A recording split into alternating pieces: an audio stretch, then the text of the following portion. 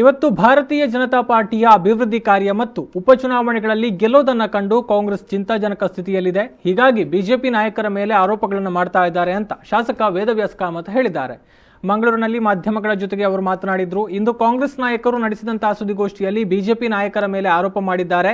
ಬಿಜೆಪಿಯವರು ತುಘಲಕ್ ಆಡಳಿತ ಮಾಡ್ತಾ ಇದ್ದಾರೆ ಅಂತ ಹೇಳಿದ್ದಾರೆ. ಕಳೆದ 70 ವರ್ಷಗಳಲ್ಲಿ ಇಡೀ ದೇಶದಲ್ಲಿ ತುಘಲಕ್ ಆಡಳಿತ ಮಾಡಿದವರು ಯಾರು ಅಂತ ಜನತೆಗೆ ಗೊತ್ತಿದೆ.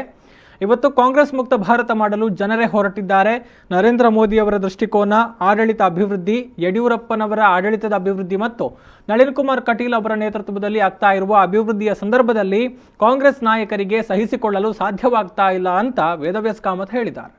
ಇವತ್ತು ಭಾರತೀಯ ಜನತಾ ಪಾರ್ಟಿಯ ಶಾಸಕರುಗಳು ತುಘಲಕ್ ಆಡಳಿತವನ್ನು ಮಾಡ್ತಾರೆ ಅಂತೇಳಿ ಇಷ್ಟು ವರ್ಷ ಕಳೆದ 70 ವರ್ಷಗಳಲ್ಲಿ ಇಡೀ ದೇಶದಲ್ಲಿ ತುಘಲಕ್ ಆಡಳಿತವನ್ನು ಮಾಡಿದ್ದು ಯಾರು ಅಂಥೇಳಿ ಇಡೀ ಜನತೆಗೆ ಗೊತ್ತಿದೆ. ಇವತ್ತು ನಾವು ರಾಮರಾಜ್ಯ ಮಾಡಲಿಕ್ಕಂತ ಬಂದಂಥ ಪಕ್ಷ ಭಾರತೀಯ ಜನತಾ ಪಾರ್ಟಿ.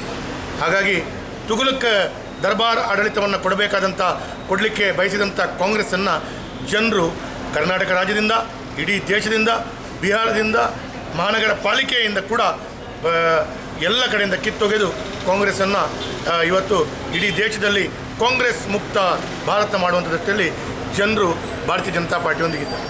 ಇವತ್ತು ನರೇಂದ್ರ ಮೋದಿ ಅವರ ದೃಷ್ಟಿಕೋನ, ಆಡಳಿತ, ಅಭಿವೃದ್ಧಿ, ಮಾನ್ಯ ಯಡಿಯೂರಪ್ಪನವರ ಆಡಳಿತದ ಅಭಿವೃದ್ಧಿಯ ಮಂತ್ರವನ್ನು ರಾಜ್ಯಾಧ್ಯಕ್ಷರಾದ ನಳಿನ್ ಕುಮಾರ್ ಕಟೀಲ್ ಅವರ ನೇತೃತ್ವದಲ್ಲಿ ಈ ಎಲ್ಲ ಕೆಲಸ ಕಾರ್ಯಗಳು ಆಗ್ತಾ ಇರುವಂಥ ಸಂದರ್ಭದಲ್ಲಿ ಅವರಿಗೆಲ್ಲೋ ಒಂದು ಕಡೆಗಳಲ್ಲಿ ಇದನ್ನು ತಡೆಯಲಿಕ್ಕೆ ಆಗ್ತಾ ಇಲ್ಲ.